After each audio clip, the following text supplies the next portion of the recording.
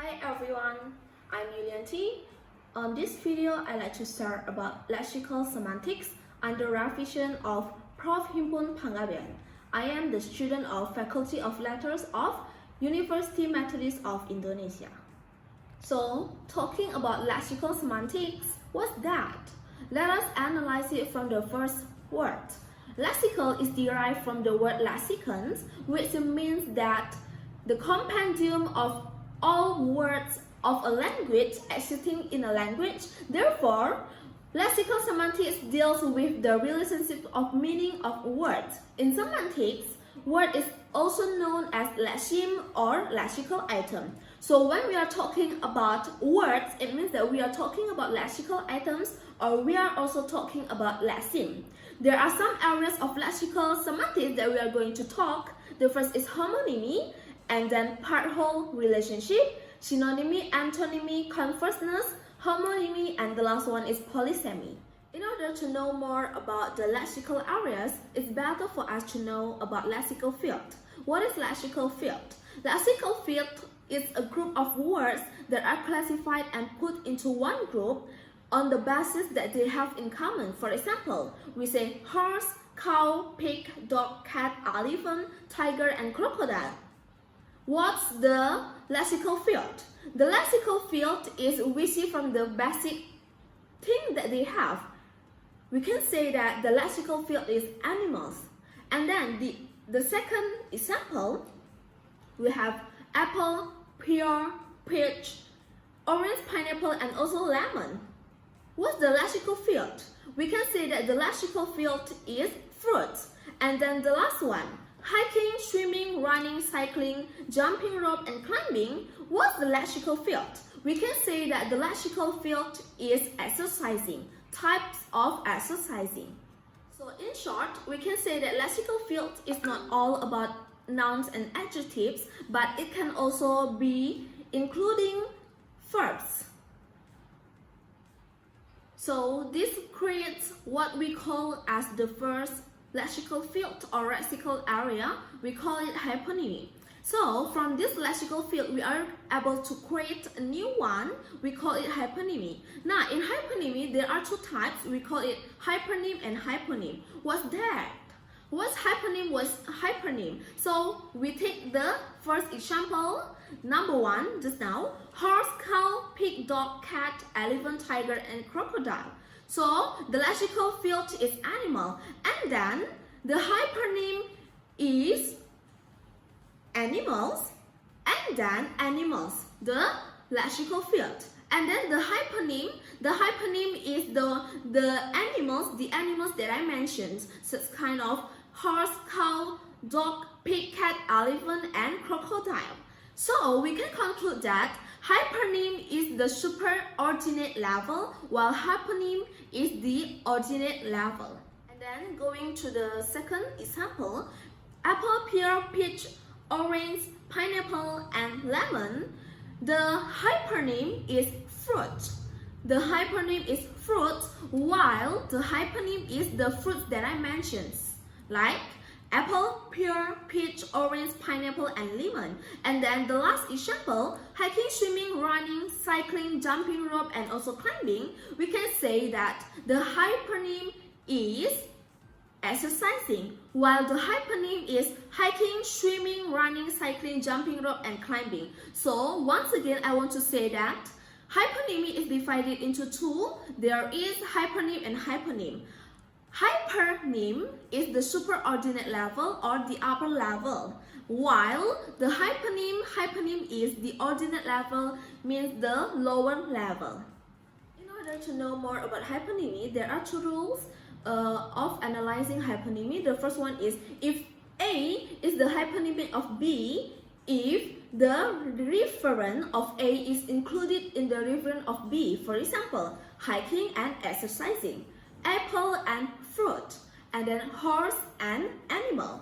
And then the second one, hyponymy is characterized when A as a hyponym is a kind of B as a hyponym. For example, we can say that pear is a kind of fruit, pig is a kind of animal, swimming is a kind of exercise, And then we are going to the second one, part-whole relationship. Part-whole relationship is the relationship between the meanings of words where one word is part of another one. For example, we can say that thumb is part of hand. So we can say that thumb and hand. And then toe and foot. Toe is part of foot. Okay, and then teeth and mouth. Teeth is part of mouth. And then the mouth is the whole of teeth. Another example, we can say that female, girl, woman, and lady.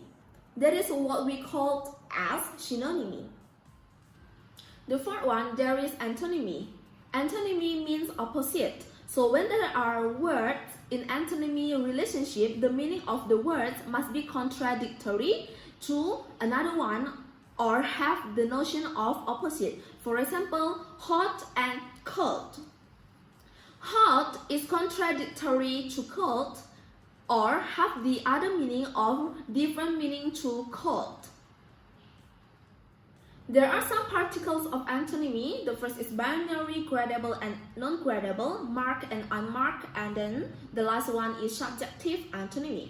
The first one, let's talk about the first one, binary. Binary means that antonymous words are mutually exclusive. For example, if something is hot, means it's not cold. But when something is cold, it means it's not hot, because hot and cold are mutually exclusive. The next one is gradable and non-gradable. Means that the antonyms can be graded and non-graded. Gradable antonym is when there are notions that can be associated between those two antonym rules. In order to make it gradable, it can be inserted with comparative and superlative, like hot, hotter, and the hottest, cold, colder, and the coldest. While non-gradable antonym means the words where you cannot put together. For example, male and female. As someone is male, is surely not a female. But when someone who is a female is also totally, surely not a male. And then the next one, there is subjective. Subjective relates to a kind of notion of subjectivity. For example, when thinking about easy and difficult, there is a question, how easy it is? How easy is easy? How difficult is difficult? So it is called as subjectivity, because the level of easy for A will be different for B. And then the level of difficulty of Jack, for example, will also be different for the other individual. So, for example, according to A, this math question is very difficult. But maybe for B, that's so easy. So it is what we call as subjective antonym. And then the next one is marked and unmarked. For example, you commonly use difficult instead of easy when you ask question. Like, how difficult is this question? Instead of how easy is this question. So difficult is called as unmarked word, while easy is called as marked word. So in antonymy, you have to think of marked and unmarked word in a clause or a phrase. The next one is converseness. Converseness is a relationship between two words that at the first glance sounds like antonymy, but they are actually not the same. Converseness can be seen in kinship relationship, professional relationship, and also active and passive words. For example, grandparent and grandchildren means grandparent is the grandparent of grandchildren, while grandchildren is the grandchildren of grandparent. Another example is teacher and student. Means that teacher is the teacher of the student and student is the student of the teacher. And also, lastly, we view it from active and passive words. For example, to hug is to be hugged. To fry is to be fried. And then, to run is to be run. So in certain language, two converses of words that have the converse relationship may be conveyed by a single word or term, like I sent a letter to her. It means that you have this letter and then you want to send it to her. You deliver this letter to her. But in another case, we can, for example, I sent a letter from her.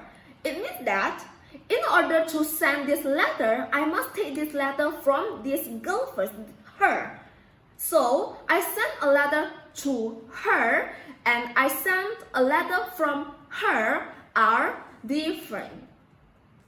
So the next one, lexical area, we have homonymy, which means that the relationship between words whenever one word has more than one meaning. For example, real, factual, true, tangible, apparent, in fact.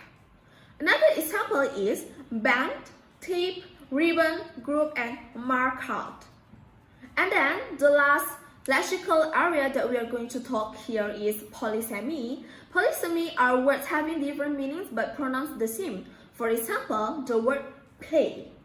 Play has many meanings, such as recreation, sports, theater, production, games, a joke, music, an instrument, a part, oppose, and a game. So the word is play, but it has a lot of meanings with different pronunciation. Another example is reserve. Reserve has many meanings, such as a book, booking, keeping back, protected land, military unit, emergency supply, and lastly, it is also used for an adjective. And then the last one is hat. The last example is hat. Hat, the word hat has many meanings, such as boss of a business, top of anything, chief, teacher, brain, going towards, and hit with the hat, and also title.